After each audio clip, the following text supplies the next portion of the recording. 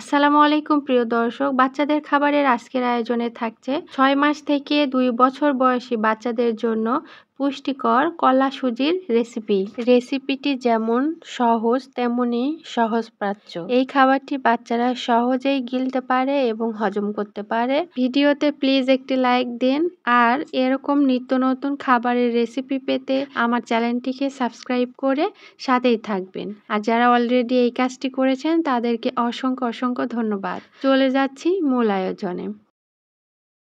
কলা কম বাজেটে অনেক পুষ্টিকর একটি ফল, আর এটা সারা বছরই কিন্তু পাওয়া যায়। শিশুর পুষ্টিকর খাদ্য তালিকায় প্রতিদিন ফলটি রাখা প্রয়োজন, কারণ কলায় আছে শরীরের শক্তির অন্যতম উৎস।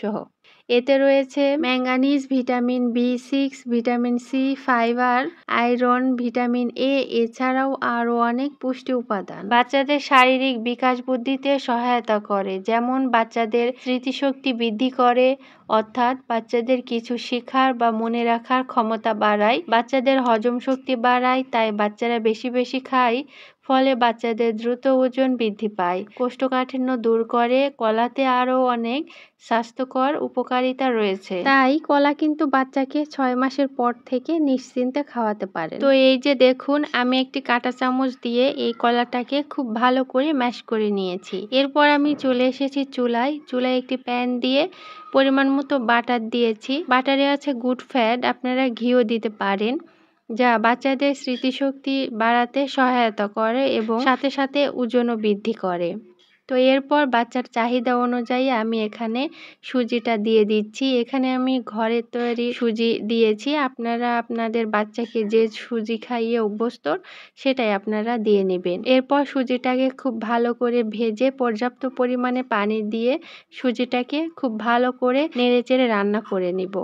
আমরা কম বেশি সবাই জানি যে সুজিতে কার্বোহাইড্রেট ছাড়া তেমন কোনো পুষ্টি উপাদান নাই। আর কার্বোহাইড্রেট গ্রুপের খাবার বাচ্চাদের দ্রুত ওজন বৃদ্ধি করে। তার সাথে যদি পাশাপাশি আমরা এই খাবারটিকে আরও পুষ্টিকর করে বাচ্চাকে খাওয়াতে পারি, তাহলে বাচ্চাদের পুষ্টির চাহিদাও পূরণ হয়ে যাবে। তো সুজিটাকে এইভাবে নেড়েচেড়ে আমি রান্না করে নিচ্ছি।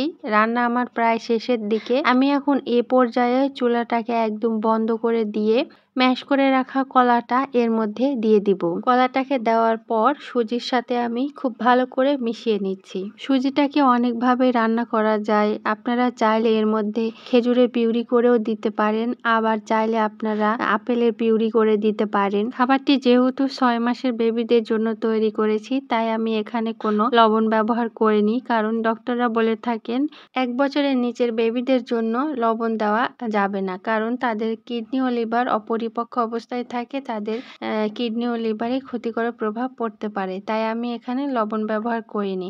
আর আমি এখানে ন্যাচারালি মিষ্টি করেছি কলাটাকে দিয়ে, তাই খাবারে কোনো মিষ্টিও দেইনি। তো আজ এ পর্যন্তই। সবাই ভালো থাকবেন, সুস্থ থাকবেন। আল্লাহ হাফেজ।